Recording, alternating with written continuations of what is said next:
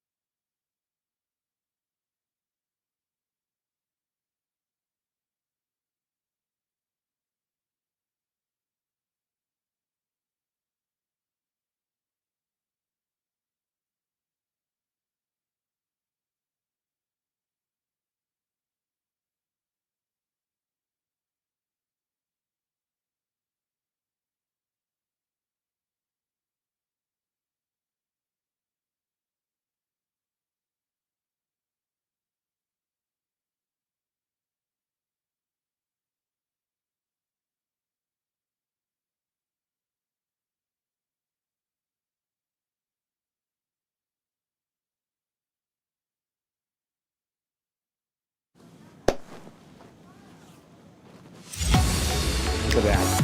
See, I see. Now he's doing it. Now. No, he's doing I'm the throwing it over to whirl. you. We're gonna call it the Live Zone Primetime Whirl.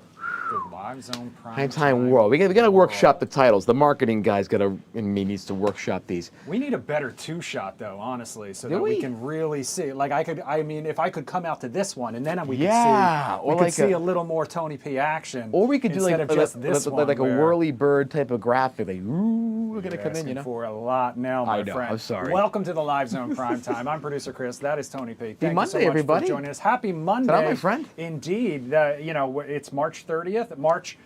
Kind of, you know, today Yeah, was one it's of a those weird days day. we woke up and it was like raining and it was gray and Yeah. the sun came out.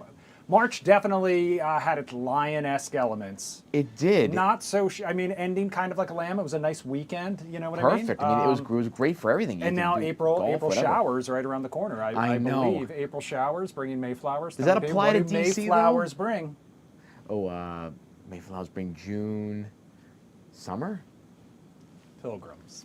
Tony P. Oh, womp, Come on, you womp, New womp, Englander. womp, You womp, should have you know? known that. All right. That was like Charlie You guys Brown's know the teacher. deal. You guys know the deal with this show. If it's live, if it's happening now, we bring it to you. And take a look at this. Tony P, this is pretty cool. This is I'm live. excited. This is happening now. This is the countdown to the Artemis 2 moon mission. It is on the launch pad right now, set to blast off Wednesday evening. We're going to talk about that much more about this coming up with the Sky Guy. Greg Redfern's going to join us live in our second half hour. I mean, this is historic. First manned moon mission. That's alliteration, baby. Manned moon mission in more than 50 years. Say that 20 times fast, Yeah, you know? I mean, this is going to be incredible. This is Apollo cool. Apollo level stuff. What's really cool is, going to the Air and Space Museum, they just updated some of the exhibits and they brought back a lot of like the history of space and space exploration. They did some refinements and enhancements of that in the museum.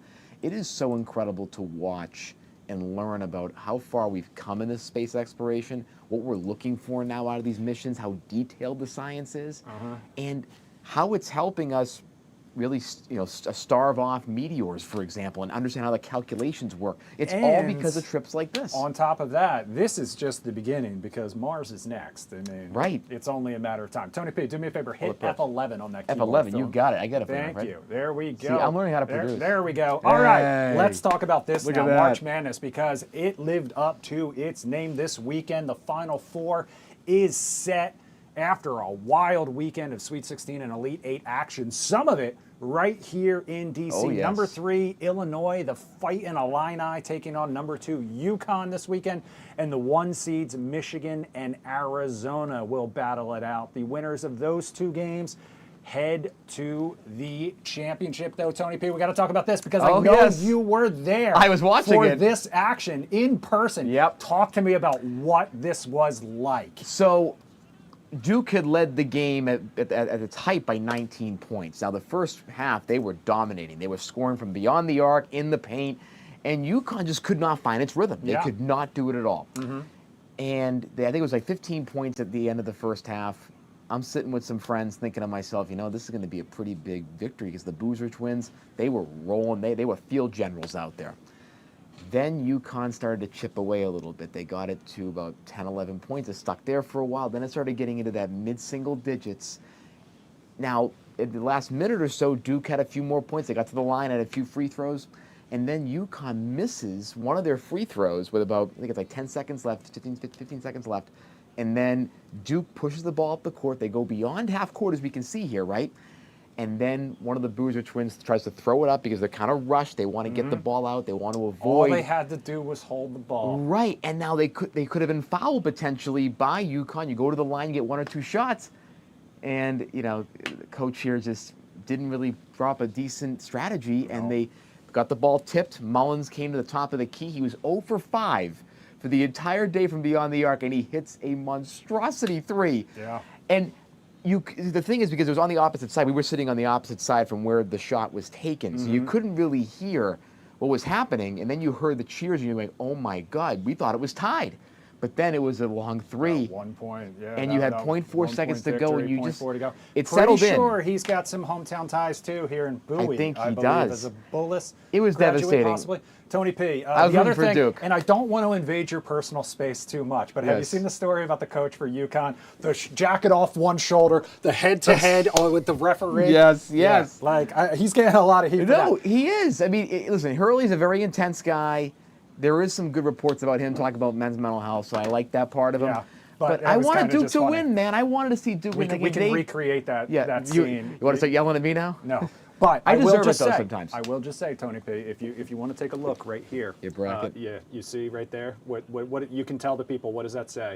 Producer Chris's bet bracket. Number 2. Number 2, because you can never go wrong betting against Duke. I had UConn going to the Final Four. So many of my coworkers here at Fox 5. How does that shot get hit So from many of my there? coworkers here at Fox 5 had Duke winning, and as a result, I skyrocketed up the leaderboard. Look, it's not over yet. There's still plenty of time for me to blow it, and I'm sure that I will. Duke deserved but to win that game. They had played well, so you well. know, And I Tony just P, think they got tired. Let's move on. Let's talk about lacrosse now. Talk to me about this video I saw on your social media earlier today. So this was a Tony couple P, weekends you gotta be back. the only guy I know who plays lacrosse in a collared shirt and khakis. Well, so we did the stuff, of course, with PLL, Premier Lacrosse League. We had them on the show. And I went to some of their events for that whole championship series. They were here for 2 weeks in the DMV, right in Virginia, in Northern Virginia suburbs. And they had a great couple of games, and I got invited to a few of the championship series games the first weekend. and they had me do some exercises, and I was like on the field shooting the You look like a ball natural, around. my man. The scoop was the hardest part. Then trying to like make sure you could get the shot was tough. Those were all, and we had like 5 or 10 takes of this. But they had me go out there. It was a lot of fun. I thought to myself, you know what? I've been working on a series called Let's Try This Once, where whether it's learning how to do plumbing, or like last summer I was doing some work with my stepdad with the backhoe and doing the construction work, digging, right? Well, I want to bring it all into a series where I try all these new things, from these random things that I really enjoy, whether it be flying an airplane simulator or doing lacrosse or puppy yoga. I sort of want to do that and showcase to people how awful I am at these things, but also give them confidence to try some new things. So it's kind of a spin-off of my Weekend in the Life, so my Weekend in the Life stuff, but it's more detailed and to the point. So hopefully this is the beginning of something that's longer. We're going to try it for a couple months, and we'll see how we do. Check out Tony P's Instagram page if you want to see more. All new content. We're trying new stuff. Also, I have some interviews from about a year ago I call it, they're in the vault.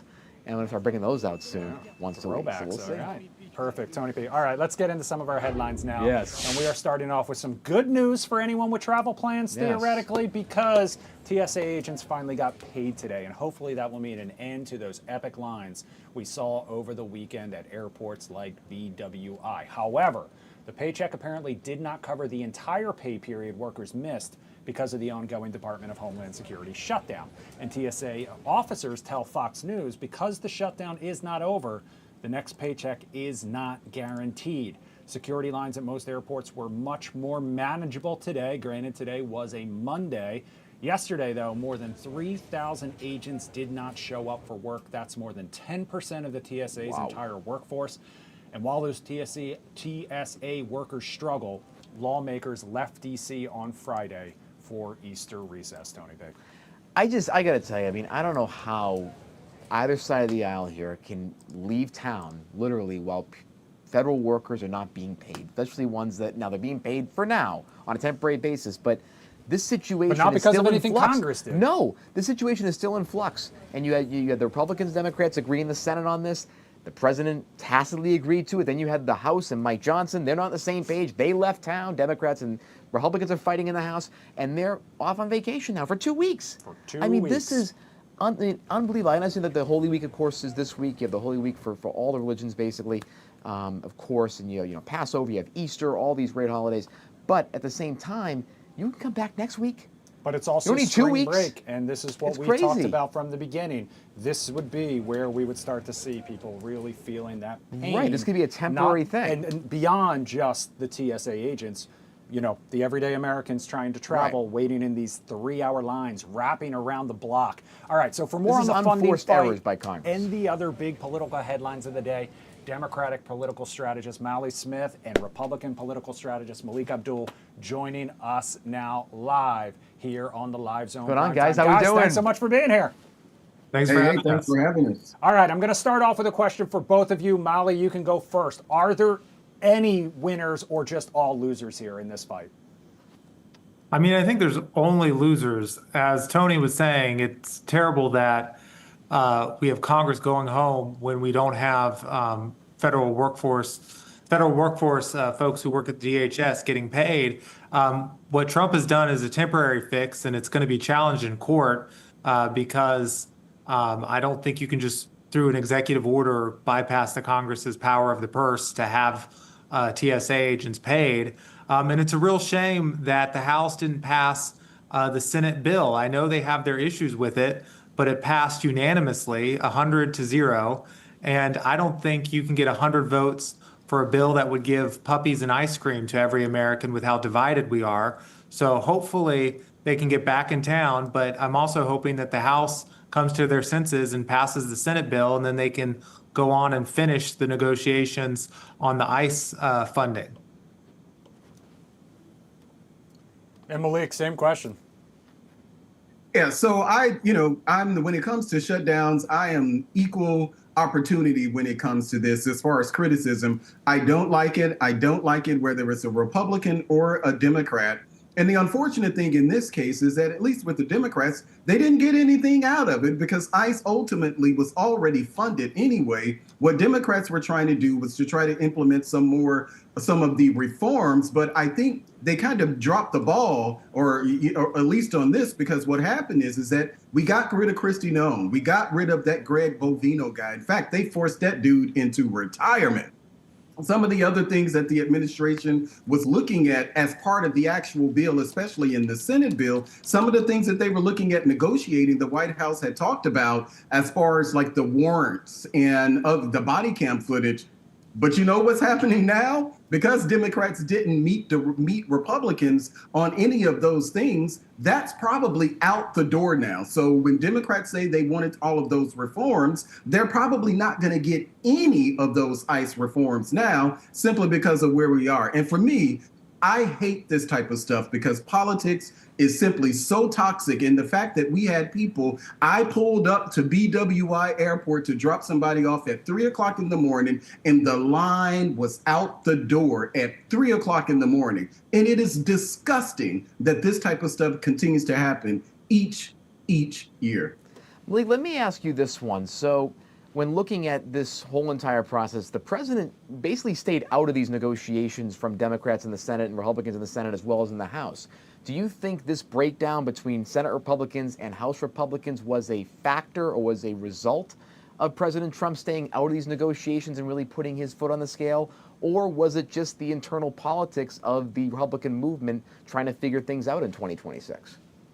So I think what you're seeing is, and it kind of happens on both sides of the aisle, where it's the House and the Senate. You know, with the joke in D.C. inside the Beltway is that, you know, the Senate is where bills go to die. And on the other hand, it said, you know, the Senate is where the adults are. You typically have a lot of the more activist base in the House, whether that's on the Democrat side or the Republican side. And in this case, you had a lot of people who were upset. And I don't think that Trump, I actually disagree. I don't think that Trump stayed out of it. I think that Trump complicated the matters as far as the negotiations, because when the House and the Senate were talking about pushing the bill, Donald Trump said, oh, no, I want the SAVE Act in there. Oh, no, I want the transgender stuff in there.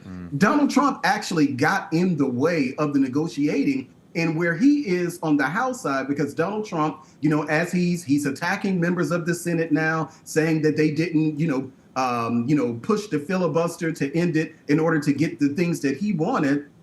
But he's actually more aligned, at least, and I'll say Donald Trump is more aligned optically with the House, because that's where a lot of the activism is, and a lot of the pushback that you get is actually in the House. So I don't think that Donald Trump actually did us any favors here, and he actually made it probably just a bit worse. So kind of the opposite almost.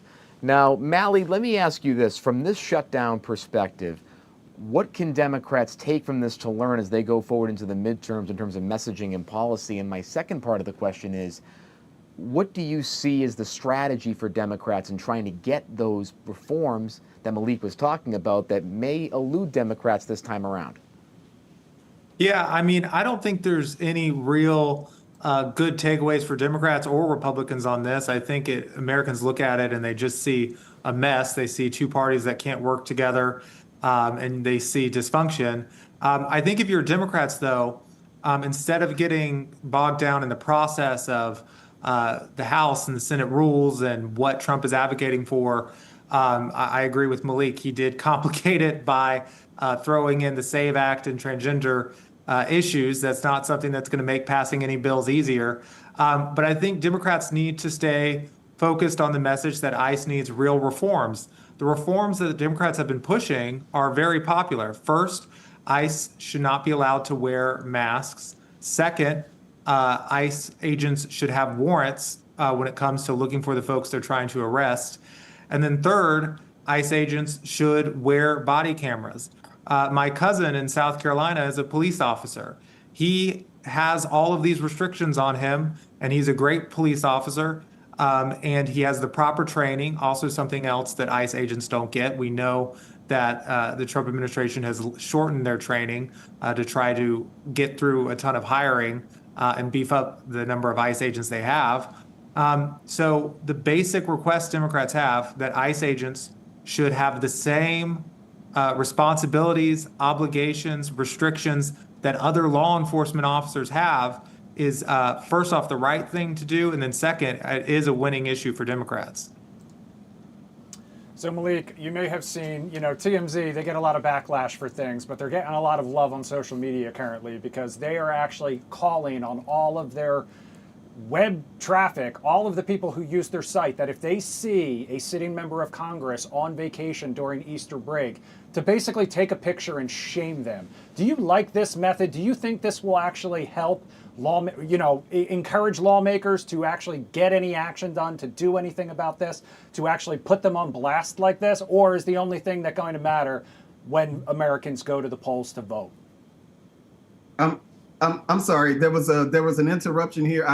Did you ask me whether or not Congress be shamed? That was a good lead up. Is that a thing? Like, of course. No. Look, so I will say this though about the TMZ thing. I get why they're doing it. To me, it kind of deflects from the larger issue. The problem is that it's not that Congress decides to just take their 2-week vacation. Now, it is that Congress goes home sometimes on Thursday, but typically on Friday every single week. And whether it was the shutdown last year or the shutdown now, and you see how people are feeling a little different by it because they're not directly impacted by it. But Congress should never get paid at all. Like it's funny what TMZ is doing, but what I wish they would do, try to push a movement to make sure that members of Congress, when the government is shut down, that members of Congress should pass a constitutional amendment so they will never get paid. They should also, if TMZ wants to do something, make sure that these airlines, every single airline, not just Delta, because I do know that Delta did it, every single airline needs to get on board, and that when there is a shutdown, you, member of Congress, your congressional escort, you're not coming in this airport with a congressional escort. I want TMZ to focus on that, even though, this is kind of fun, shame members of Congress. But I think there are other things that we really can shame members of Congress. Them getting paid is one of those for sure. Mally, can this kind of transparency, especially in the social media era, really be something that can help reach younger audiences, get them more engaged in the political theater, if you will? Or will it help change some of the behaviors in Congress, do you see?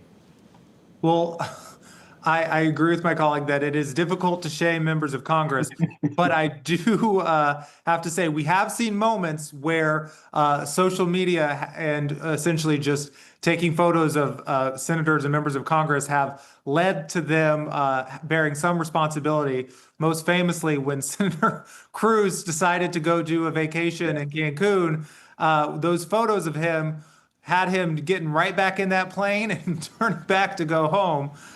So I do think it provides a level of transparency that is useful. But I also think that there needs to be systemic changes that actually leads to members of Congress working together to get bills passed and to make sure that the government doesn't close. I sometimes do TV for networks like BBC or GB News, and sometimes I just have to explain to them what a government shutdown is because they don't even understand how we could get in this situation. And then when I have to explain it to them, well, some people still get paid, some don't, some workers are essential, all the workers get back pay.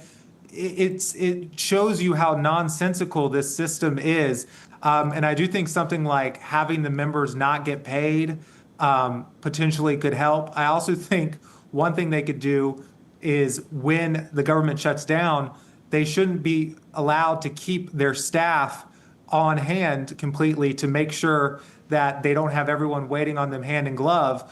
Congressional offices get to deem what staffers are essential. So a lot of congressional offices deem pretty much everyone essential so they don't lose anyone. So I think if they had to give up a few staffers who are running to get their car and get their coffee, that might also make them more willing to find a solution. A Jerry Springer style show for Congress and TMZ could be fascinating. I've definitely been thinking about that one in my head. Now, Malik, let me ask you this. So, of course, one of the biggest issues that the president is dealing with right now and his entire team is Iran and the constant fluctuations of who he's negotiating with, the timeline, and whether troops will be sent potentially. From a strategy perspective, do you think that there are some improvements that the president needs to make to get more buy-in from the American public generally? The polls are not in his favor right now, and to potentially get some of that MAGA base back that is starting to turn on him a little bit with this war. So as far as the MAGA base, I'll do the last part. Yeah. As far as the MAGA base, the latest report, you probably have about 90% of MAGA supports what Donald Trump is doing in Iran and other things. But that is a different number. And I'm glad that people are now starting to talk about it, is that there is a difference. And in fact, there is a difference between MAGA. There is a difference between just your average Republican, but there's also a difference between MAGA and the full coalition that elected Donald Trump. Right. People tend to assume that everything is MAGA. No, MAGA has about 90%, but when you look at the Republican number, that number for the support for Iran, what Donald Trump is doing there, that's only about 75, 77%. So that's actually a pretty wide gap. I think the big problem here, and we should start talking more and more about it as these primary elections occur, is that the big thing here is that the shaving off the margin, this will be a get out to vote election. The people who get their people out to the polls, that's the one that's going to win. Yes, Republicans should technically lose at least one of the House. I believe they're probably going to end up losing the House. But the big story that we should be talking about is that for all of this stuff, whether it's the war, the Epstein files, the immigration, any number of things, deep state, COVID, just pick your number, that the Republican Party, many people who vote Republican have been whipped into frenzies about these things over the years. And what we should be looking at is that what happens if these people say, you know what, I'm pissed off. You didn't get to say that. You didn't get this. You didn't get that. And they decide to stay at home. That's going to be the problem for Republicans is momentum. And at this case, and at this point, I'll give it to Democrats.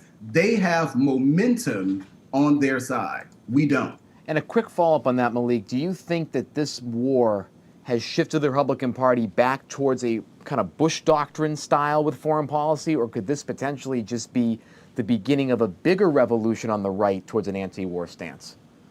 It's really hard to say because Donald Trump ran. Many people voted for Donald Trump because they felt that he was not an interventionist. He was kind of the anti-war. And of course, as with politicians, we kind of keep these things on these people, even though it may not be the reality. But I do think that Donald Trump risks. I don't think that when it comes to this war, because you do see people, and there is a generational split within MAGA, within the Republican Party, within the Trump coalition, there is a generational split. And now, with the discussions being had about the potential of boots on the ground, if we have boots on the ground, you're probably going to see a real serious fracture within MAGA. It won't just be the Marjorie Taylor Greens and other people like that. You're probably going to see a deeper divide.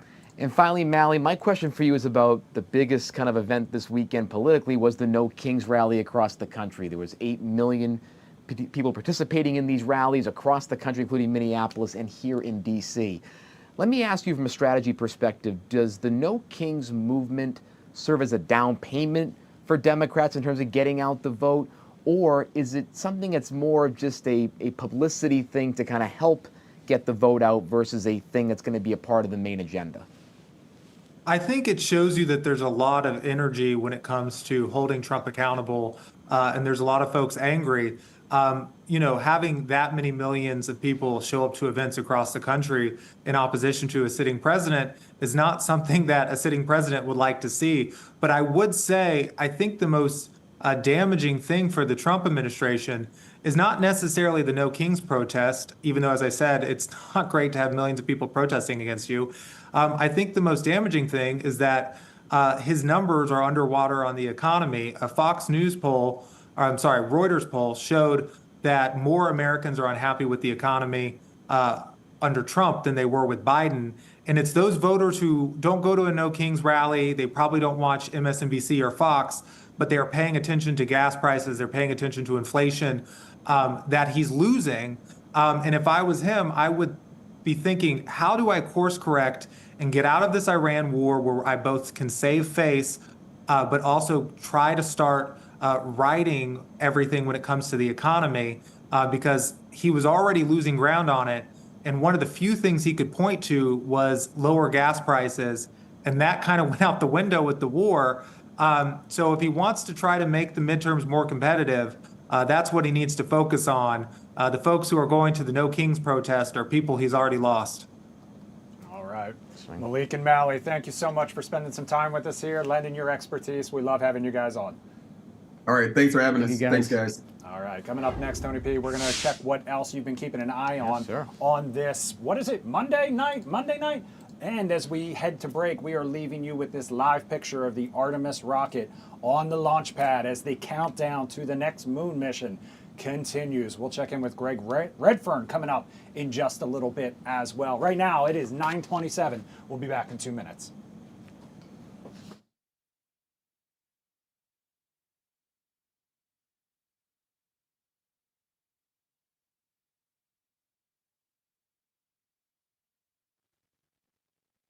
Hey, Greg, it's Chris at Fox 5. Can you hear me? Chris, how you doing? How you doing? Good. All right. So we're going to come back. We're going to do Tony's little rundown, take one more commercial break, and then we'll come to you if that's cool. Loving it, Chris, and thanks for reaching out. Light that candle. All right. I appreciate it very much. All right. I'm going to check back in with you during our next, I love that. our next commercial break. Okay. Thank you.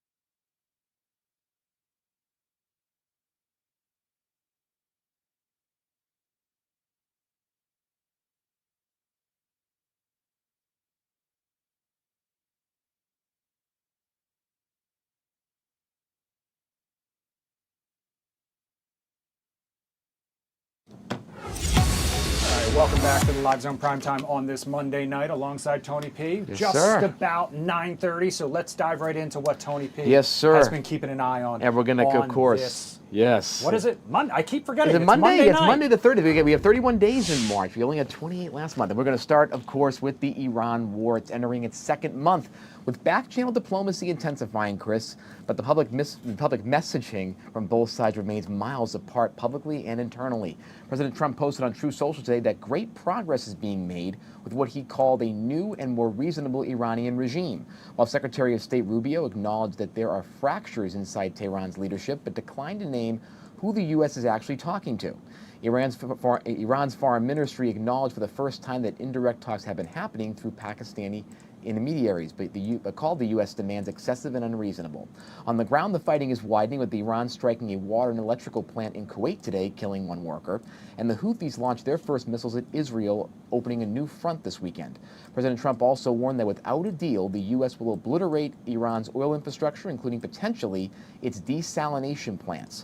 Oil hit $116 a barrel today, up more than 60% since the war began on February 28th, and the April 6th deadline for a deal is less than a week away, Chris. Back home, some relief at the airports. We talked about a little bit at the opening, though the shutdown itself is going nowhere. TSA officers started receiving retroactive paychecks this morning, following President Trump's executive order on Friday, and wait times at the hardest hit airports like Atlanta and Houston showed early signs of improvement today, with lines starting to move below that 4-hour threshold that we saw at those two airports over the last couple of weeks. It was very just sad stuff. But the underlying DHS shutdown, which is now 44 days in and the longest in American history, has no resolution in sight with Congress in recess. Senate Republicans announced today that they're working on a budget reconciliation package to fund DHS for the next 3 years, basically through President Trump's administration, without Democratic votes. That acknowledgement that a bipartisan deal isn't coming anytime soon. So we'll see how that works out. And again, those compromises that Democrats are looking for will probably not be happening this cycle. In a surprising weekend disclosure, President Trump revealed that a military building is built, and that the military is building a massive complex underneath his new $400 million White House ballroom. Information he admitted only came out because of a stupid lawsuit filed against the project, unquote. The East Wing was demolished last October to make way for the ballroom, which has drawn widespread criticism from historians and preservationists. Trump told reporters on Air Force One that the structure will feature bulletproof glass, dome-proof ceilings, and that the ballroom is, in his words, essentially a shed of what's being built underneath. And he called it ahead of schedule and privately being funded by donors as well. Israel's parliament passed a deeply controversial law today approving the death penalty by hanging for Palestinians convicted of murdering Israelis in acts of terror. The vote was 62-48, with Prime Minister Netanyahu appearing in person to cast his yes vote. The law instructs military courts, which only have jurisdiction over West Bank Palestinians, not Israeli citizens, to make hanging the default sentence, with life imprisonment reserved for special circumstances. Legal experts say the bill's structure effectively bars Jewish citizens from being indicted under it, and within minutes of the vote, Israel's Association of Civil Rights filed a petition with the Supreme Court, calling the legislation discriminatory by design. It will take effect in 30 days. The Iran war is now starting to show up in everyday consumer goods. Chinese manufacturers at a Beijing trade show are warning American shoppers that prices are headed higher. A pickleball paddle producer told CNBC he's already raised prices by 20% because of polypropylene, the petroleum-based plastic used to make his products, comes from the Middle East, and shipments through the Strait of Hormuz have stalled. A scarf maker who sells a third of his inventory to the U.S. has marked up polyester products by 5%, while a toy manufacturer is stockpiling PVC but says he can't hold out much longer. The message from the factory floor: the energy shock is filtering into manufactured goods and it's just getting started. And speaking of things going missing in transit, someone made off with a lot of chocolate recently, with Nestle confirming this weekend that 413,793 Kit Kat bars, about 12 tons, were stolen from a truck somewhere between a factory in central Italy and its destination in Poland. And the vehicle is still missing as of late. Kit Kat's statement, quote unquote, "We've always encouraged people to have a break with Kit Kat, but it seems that thieves have taken that message too literally." I love that quote, Chris. That's really, really funny. So good. And speaking of food, a massive food deal may be hours from closing. According to the Wall Street Journal, Unilever is in advanced talks to combine its food division with spice maker McCormick in a deal that includes a $16 billion cash component and could be announced as early as tomorrow, when McCormick reports its first quarter earnings. The combined company would be valued at roughly $60 billion, bringing Hellmann's mayonnaise and Knorr under the same roof as Chihuahua hot sauce and Frank's Red Hot. I put that stuff on everything. Unilever shareholders are expected to own about 2/3 of the new entity under a tax-efficient reverse Morris trust structure. Now, talk about some business knowledge there, my friend. I'm learning about all the trusts. Speaking of trust in sports and all that stuff, the NFL is drawing a line with prediction markets today, Chris. The league sent letters this weekend to platforms like Kalshi and Polymarket during its league meetings, asking them to stop offering what it calls objectionable bets, unquote. Specifically, trades that can be manipulated by a single person, are knowable in advance, relate to officiating or touch on inherently sensitive subjects like player injuries and fan safety. The league also pushed back on markets tied to broadcaster behavior and celebrity attendance, two categories unique to prediction platforms. Millions were traded at the Super Bowl on whether specific celebrities were be in attendance. That NFL Executive Vice President Jeff Miller said plainly today, quote unquote, "Sports prediction markets are not effectively regulated currently." A bipartisan Senate bill introduced last week would ban prediction market contracts that resemble sports betting outright. So we're seeing a lot of conversations at the NFL's league meetings this week about this subject, and it could also have reverberating effects to other sports as well. I'll also just throw in there at the meeting today, they also announced that the Yes. 2029 Super Bowl, which will air right here on Fox, will be in Las Vegas at Allegiant Stadium. This is the second time it'll be played there. Last time was in 2024. That's a great stadium, by the way. In the world of entertainment, Taylor Swift has a new legal fight on her hands. A Las Vegas performer named Marin Wade filed a federal lawsuit. Marin Wade filed a federal lawsuit. Trademark infringement. Marin Wade filed a federal trademark infringement lawsuit today. Thank you, against Swift and Universal Music Group, claiming her album "The Life of a Showgirl" is trampling on Wade's quote "Confessions of a Showgirl" brand, a column-turned-live show she's been building since 2014. The critical detail: when Swift's team tried to trademark "The Life of a Showgirl" last year, the U.S. Patent and Trademark Office partially refused it, citing likely confusion with Wade's already registered mark.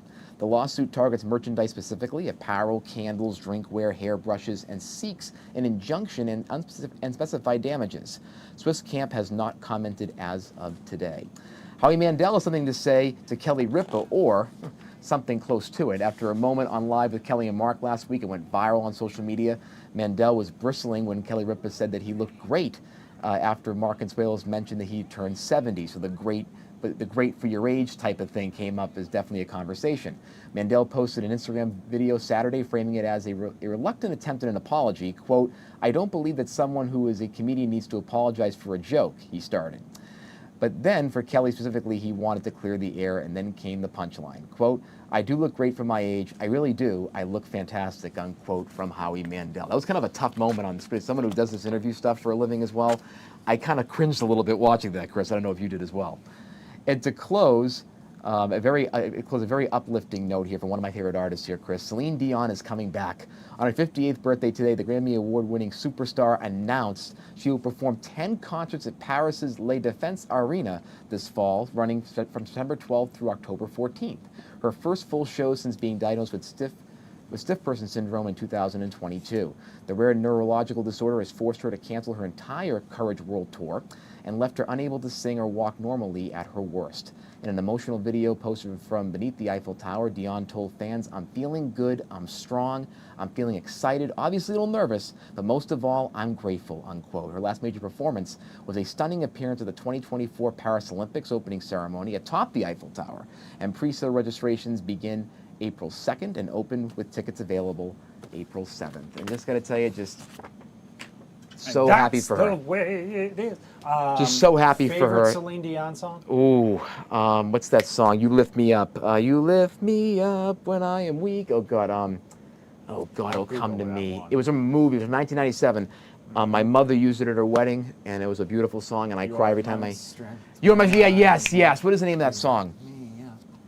Stand by. But I'm just you're going to get it? Of course you are. But I'm just very, very happy for her because she is truly an incredible talent, a wonderful human being. I know some people that have met her through the music world and just seeing her perform, and she is truly an amazing human being, has gone through a very, very difficult diagnosis and process medically. And I'm just sending all my love to her, and of course our prayers as she continues to recover and keep on with this tour coming up for her. Just so happy that she's getting back on the road to sing those beautiful songs for so many of us. Yep. Truly a beautiful song. Grab the hairbrush. Because You Love Me. Grab the hairbrush. Because You Love Me. And you know what? Celine Dion. From up close and personal. And I'll tell you, a great song. I think got an Oscar nomination, I think. And I'll tell you this. We are so excited for this tour because we love you, Celine Dion. So go out there. Go out there and crush it. You're going to do great. We're heading back out to Cape Canaveral where the Artemis 2 rocket is on the launch pad. Coming up next, Greg Redfern's going to join us live to talk all about this mission to the moon and more. We'll be right back.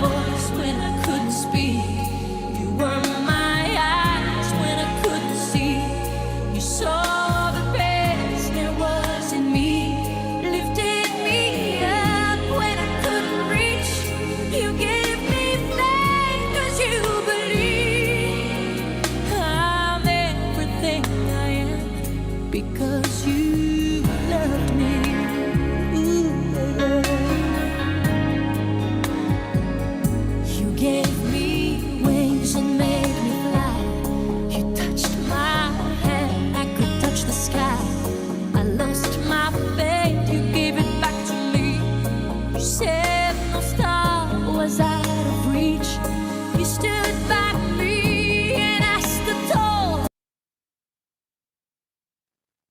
All right, Greg, thanks for your patience. You're coming up in just about a minute. Okay, Chris. All right, thank you.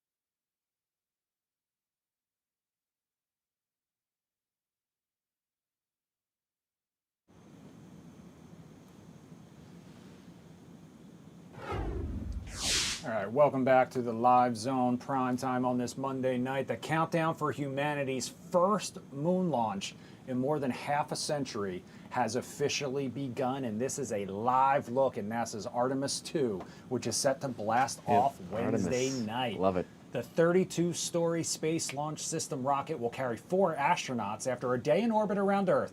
Their Orion capsule will propel them to the moon and back. No scheduled stops, however. They're not landing on the moon, just a quick U-turn around it. The nearly 10-day flight will end with a splashdown in the Pacific.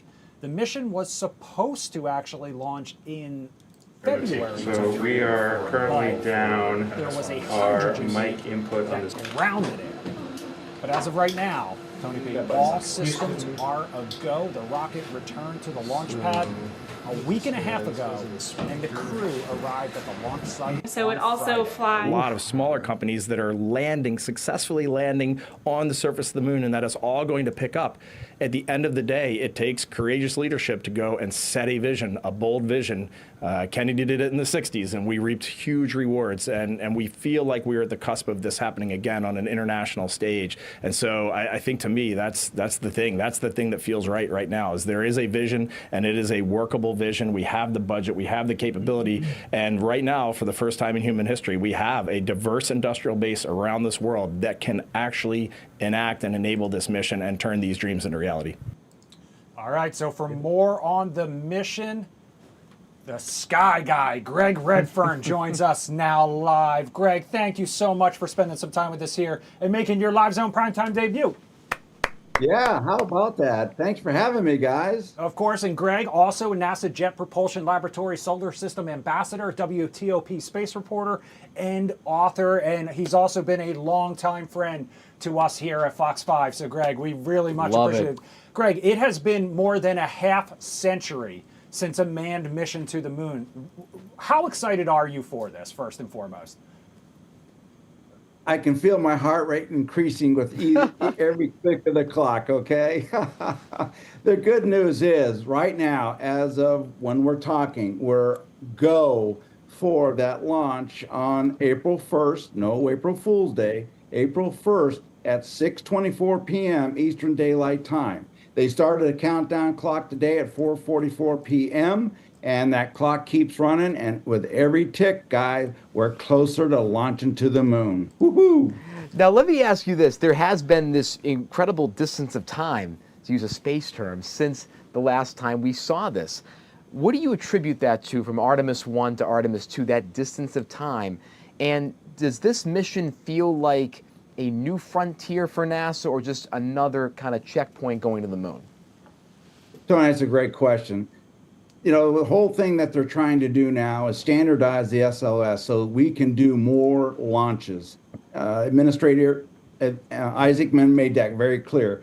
So it has been 3 years. I don't think that's going to happen again. But what people have to realize is Artemis 2 is a test flight.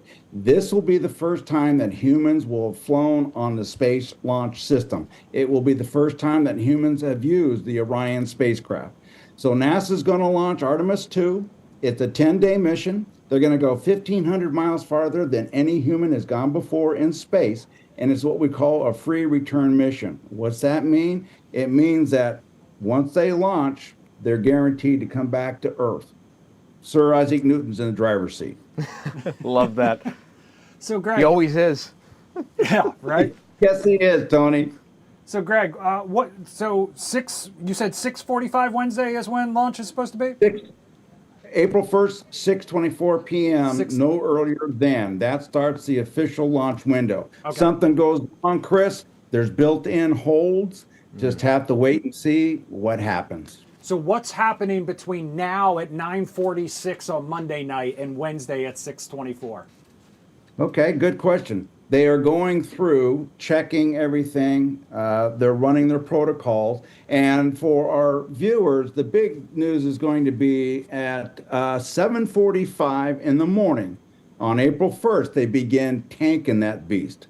They're going to be loading hundreds of thousands of gallons of propellant, liquid oxygen, liquid hydrogen into the core stage and the upper stage. And tanking operations takes hours. And then they're going to start the live coverage of the countdown at 12:50 on all the NASA channels. So that's when people can tune in. The astronauts are in quarantine. They won't be going to the spacecraft until farther down in the countdown. But tanking is very important because that's where the hydrogen leak popped up last time, like Tony said in February. I was down there for rollout. And the helium tank on the upper stage developed a problem as well. They fixed the hydrogen leak there at the core stage at the pad, but they had to roll the stack back into the vehicle assembly building to fix that helium leak, but they got it done. So they rolled her back out, and like I said, let's light that candle. Not to bring in something too negative, but in the course of NASA's history, when they've had new systems or new launches per se, there have been incidents where spacecraft have gone up. We saw, of course, 1986, the Challenger explosion, and others. What are teams doing right now to make sure that there aren't, holes in the system or potential vulnerabilities that could lead to a tragic situation like we've seen in the past?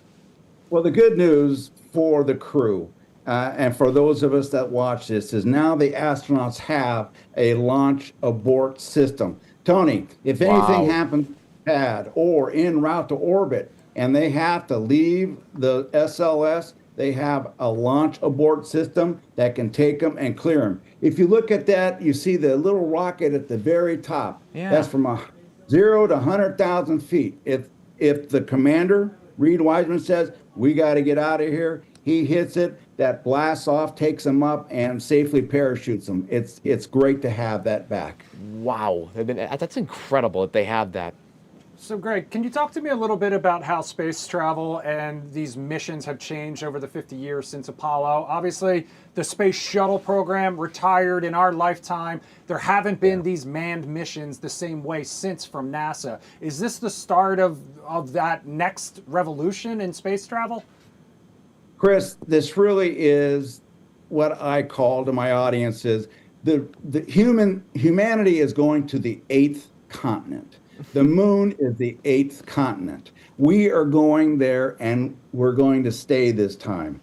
Every major spacefaring nation on this planet is committed to sending humans and robotic spacecraft to the moon with an eye towards habitation. The south pole of the moon is a prime real estate in the solar system right now because there is billions of tons of water locked into the lunar soil down in what we call permanently shadowed regions, craters, guys, that have never seen sunlight. And ice is mixed in with the lunar soil there, and we can harvest that. And we also have one place called Shackleton Crater where we can keep solar power going almost every single day of the year. So you got unlimited solar power, you got water, that's where everybody's going. China, U.S., other nations. So would the goal be to have colonies on the moon potentially or services like that, or would it be to bring back those resources to Earth to replenish some of the resources that we're losing as a climate change? Tony, I think it's going to depend, first of all, in establishing a capability of what we call in situ, being able to learn how to live off the land. Okay, they're talking about NASA is putting a nuclear generator, a nuclear power generator up there by 2030. We have been able to take we have been able to take lunar soil and 3D parts. We have made a 1.5 ton building block. And guys, here's the most thing. Are you guys spelunkers? There are over 3 dozen caves on the moon that we have imaged that you can actually look through the skylight of the cave and see the area underneath. Now, wouldn't that make a very, very interesting instant place for astronauts to be protected from meteorites, from solar radiation, and who knows what we would find down there. So the 8th continent is calling us. NASA's going to go. Artemis 2 leads the way. And after that test flight, we find out what's gone right, what's gone wrong, fix it. And Artemis 3 is scheduled to fly late next year. And that is going to be a low Earth orbit mission in which hopefully the 2 designated human landing systems from SpaceX and from Blue Origin are going to launch so Orion can maneuver, fly, dock, test the new lunar space suits, and then the big one. 2028, Artemis 4 and Artemis 5 are scheduled late 2028 to attempt the first American landing of humans on, return to the moon with a crew. So But Greg, China's saying they're going to get there by 2030. So some people are saying the space race is on, but I like to think that all of humanity, Europe, China, the US, and other nations are looking to go to the 8th continent to explore and to habitate. So Greg, that was actually right to my next question, which this is a joint mission. This one right now is a joint mission between the U.S. and Canada. How well do the different countries work together when it comes to these sort of space missions? We've seen the International Space Station, which has existed for generations now, basically. And also, This is also just the beginning because we already kind of have one eye past the moon on Mars as well. Am I right? Yeah. First part, I think that having been to Antarctica and seeing countries cooperate down there, that makes a good roadmap on how we should be at the moon. I mean, right now, Americans may not be aware of it. There are 3 Russians on the International Space Station right now. Cooperation is happening in space, and I think it will continue. And the whole thing is that even Elon Musk, Mr. Mars, has come back and made an official statement that says, you know what, we're going to concentrate on the moon first because we're going to have to learn how to live on the moon and then take that technology and the lessons learned in order to go to Mars. But NASA is planning its first nuclear propulsion mission to Mars in the next year or so, and it's going to deploy a fleet, wait for it, helicopters to explore the planets. We've already flown Ingenuity once, a helicopter, and now we're going back. Nuclear power propulsion should get there faster, and then deploy a couple of helicopters and see what the planet's been up to. Wow.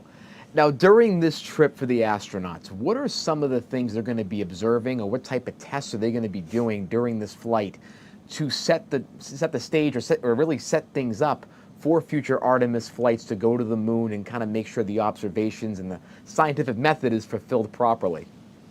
Great question, Tony. And I've had the pleasure of talking to some of the scientists that are planning this. When they are in orbit for a day, they are going to be practicing. Old Victor Glover is going to be practicing flying that Orion spacecraft around the ICPS upper stage. Because again, it's a test flight. Right. No human's ever flown that. So they're going to be doing maybe maneuvering, docking, approaches, so forth, so on. They're going to check the entire system off. And then when they go out to the moon, it's about a 4-day journey. Here's what I am really looking forward to. When they are on their way back, they will do a flyby that lasts for about 4 hours. And depending upon exactly when they launch, guys, it'll be, anywhere from 4,000 to 6,000 miles above the lunar far side. So the astronauts have been training for years, and they're going to have 2 teams. There's 4 astronauts. 2 are going to step up and look out the windows. They're going to have their cameras. They're going to have their computers. They know what to look for. They're going to photograph. They're going to record. And then after about 2 hours, they're going to be relieved by the other 2 astronauts to do the same thing.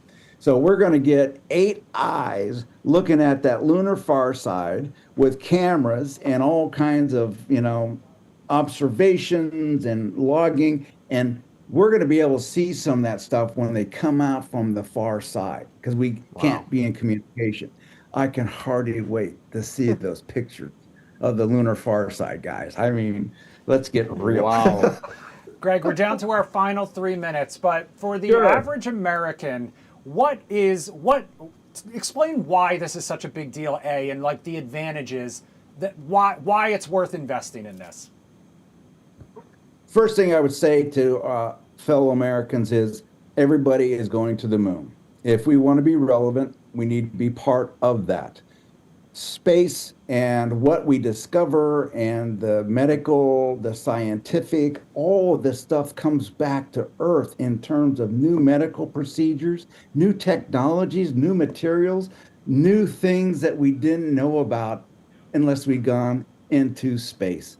The other thing is that we need to expand ourselves out beyond Earth to be a relevant species into the future.